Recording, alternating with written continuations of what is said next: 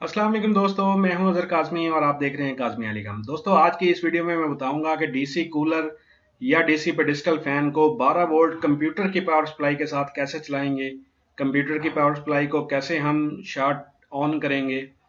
और आजकल आपको पता है सोलर प्लेट और डीसी कूलर मार्केट में बहुत ज़्यादा चल रहा है। सोलर के अलावा इसे 12 वोल्ट पे चलाना होता है तो उसके लिए सप्लाई यूज़ होती है।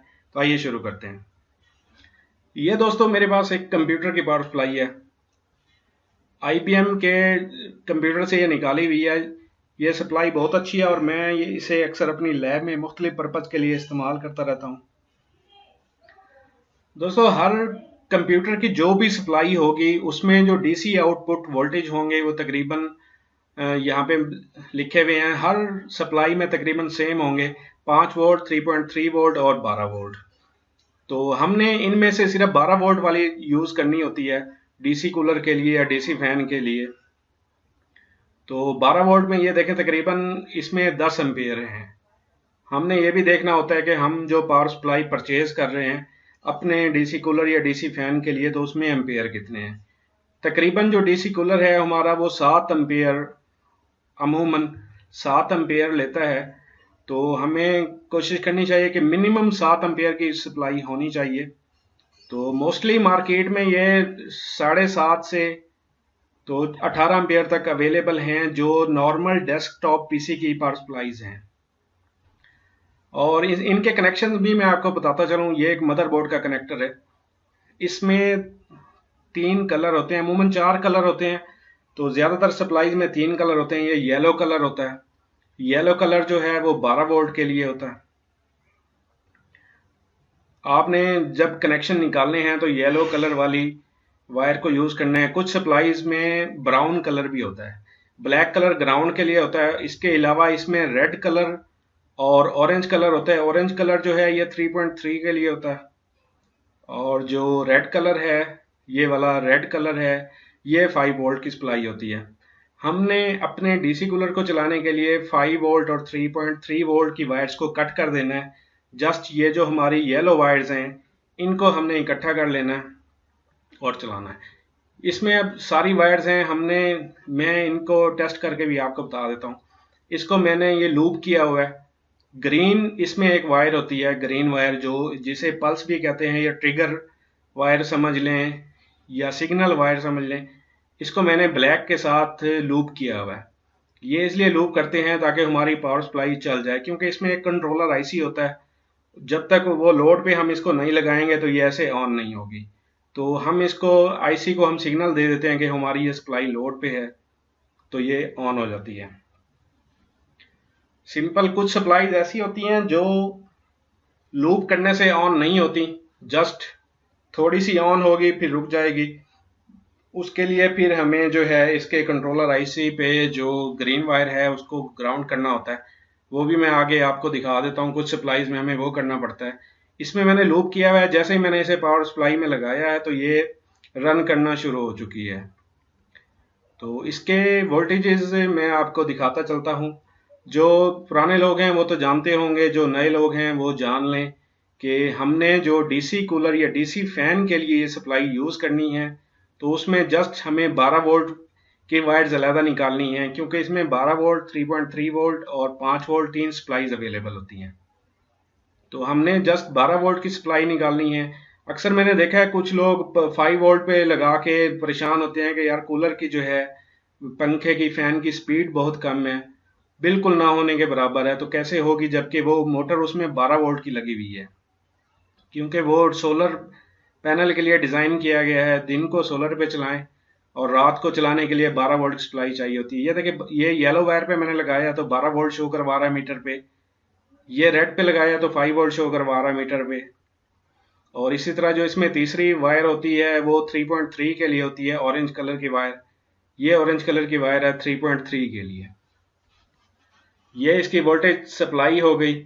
इसको आप किसी और मकसद के लिए इस्तेमाल करना चाहें तो आपकी मर्ज़ी। जैसे मैं अपनी लैब में मुख्तलिफ पर्पज़ के लिए इस्तेमाल करता रहता हूँ।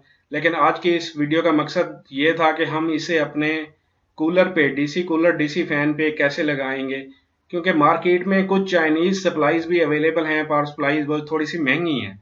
ये अमूमन सस्ती मिल जाती हैं, तकरीबन 600 से लेकर 1000 की रेंज में ये मिल जाती हैं।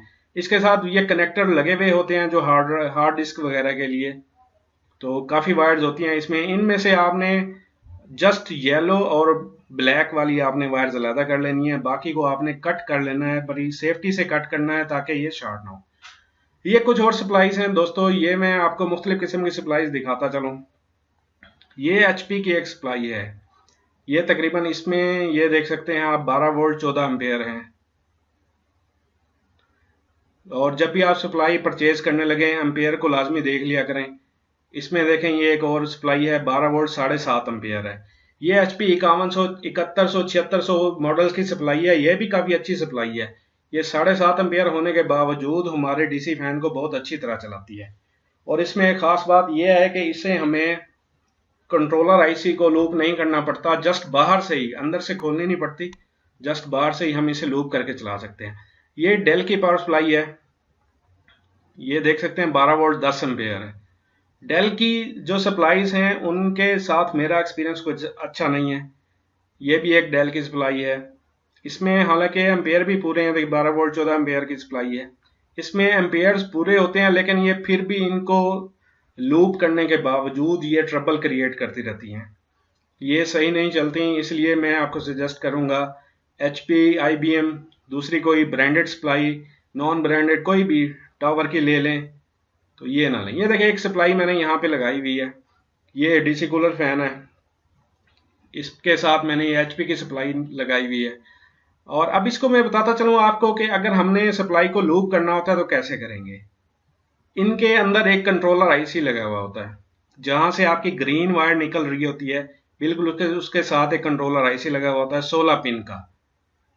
इसकी पिन नंबर 3 पे मोस्टली सप्लाईज की, मैक्सिमम सप्लाईज की बात कर रहा हूं डेल को छोड़ के, इनकी पिन नंबर 3, ये देखें यहाँ पे 1 2 3, तीसरी पिन पे 1 2 3, तीसरी पिन पे आप अपने सामने जब रखेंगे, जैसे इस पे कुछ लिखा हुआ होता है, अपने सामने रखेंगे कट वाली साइड पे, तो तीसरी पिन पे आपने इसे ग्राउंड के साथ लूप कर देना है, ब्लैक वायर के साथ लूप कर देना है, जैसे मैंने यहाँ पे किया हुआ था। ये डेल की सप्लाई है, इसमें थोड़ी सी पिन जो है मुख्तलिफ होती हैं, इसको मैंने लूप भी किया है, बाज़ का ये चल जाती हैं, बाज़ का प्रॉब्लम करती हैं। ये भी एक डेल की सप्लाई है। अमूमन डेल की सप्लाई के जो पॉइंट हैं वो मुख्तलिफ होते हैं, मोस्टली के 1 नंबर पे लूप होती है। ये ब्लैक को 1 नंबर पे लगाएंगे तो ये चलेगी, वरना ये ऑन नहीं होगी। तो ये प्रोटेक्शन कह लेंगे, इस IC की प्रोटेक्शन है। लेकिन एक बात आपको और भी बताता चलूं, जब हम इसकी प्रोटेक्शन खत्म कर देते हैं, इसको डायरेक्ट कर देते हैं, तो इस सप्लाई के खराब होने के चांसेस बहुत ज्यादा हो जाते हैं। ये HP की सप्लाई है, सिंपल, इसमें ग्रीन वायर हमने अलग की हुई है। ग्रीन को ब्लैक के साथ जब हम मिला देते हैं तो ये ऑपरेट करना शुरू कर देती है। इससे हमें बोर्ड को खोल के IC की प्रोटेक्शन को ऑफ नहीं करना पड़ता। HP की सप्लाई बहरहाल बहुत अच्छी है, DC 8000 की मिल जाए आपको, पुराने वर्जन्स की मिल जाए, नो टेंशन, आप इजीली। यहाँ देखें ये 8000 की एक सप्लाई लगी हुई है, बाहर से ही मैंने इसे लूप किया हुआ है और इसके साथ मैंने कूलर कनेक्ट किया हुआ है। कूलर भी आपको दिखा देता हूँ, मजीद आपको ये मैं चेक करवा देता हूँ। ये इस वक्त इस पे कूलर चल रहा है तकरीबन 7 एम्पेयर, ये इससे ले रहा है, 14 एम्पेयर की सप्लाई लगी हुई है। इस वक्त एम्पेयर मीटर तो मेरे पास नहीं है। बहरहाल ये है कि कंप्यूटर की जो पावर सप्लाई है वो पूरे 12 वोल्ट दे रही होती है, लोड पे भी इसके वोल्टेज स्टेबल रहते हैं बिल्कुल। ये देखें ये पावर लगाई है, उसके बाद जैसे ही मैं ग्रीन और ब्लैक को आपस में मिलाता हूँ, ये मेरी सप्लाई ऑन हो जाती है और ऑन होके बंद नहीं होती। तो इसमें मीटर लगा के मैं आपको वोल्टेज भी दिखा देता हूँ। इस वक्त ये लोड पे है, सप्लाई लोड के साथ कनेक्टेड है और ये मैं मीटर के साथ इसके वोल्टेज आपको लोड पे दिखाऊं, बिल्कुल 12 वोल्ट स्टेबल 12 वोल्ट दे रही है। इस पे इसकी स्पीड बहुत अच्छी होती है और ये काफ़ी रिलायबल है और सस्ती मिल जाती है मार्केट से।